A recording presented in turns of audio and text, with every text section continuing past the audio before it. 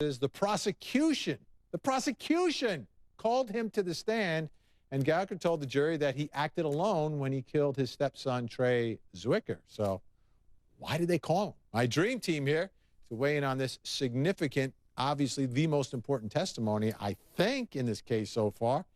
Any guess, Tanya, why prosecutors would call Big Josh? Well, they had to call Big Why? Josh because Big Josh Why? said he did it. He has essentially already confessed to doing this and doing it alone without his son. So if they did not call Big Josh, then it would look like they were hiding or attempting to hide that fact from the jury. So I feel like they had to call him. As far as whether or not he helped the state, I don't know if he helped the state except gave them credibility as far as putting forward everything, even stuff that hurt their case. But I don't think he really hurt their case that bad, to be honest. Here's my concern, Darren, because he took center stage in this trial. And when I say my concern as a prosecutor, is that you guys always want to point the finger at somebody, right? Oh, that dude over there did it. That guy over there did it. George Anthony did it, right? Casey's father. Yeah, he did it, right. But here you could point the finger at a guy who says he did do it. And he was wearing orange and handcuffs. And he's serving life in prison.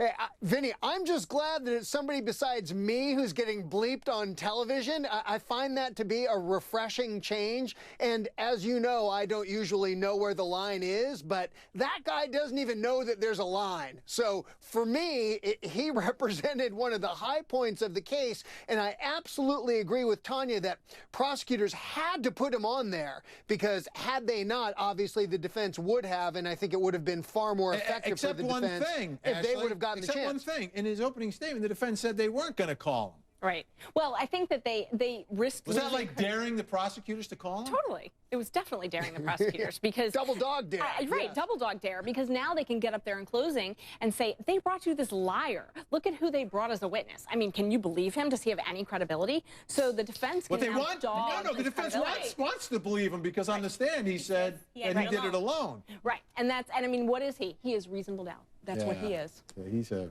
big orange tub of reasonable doubt.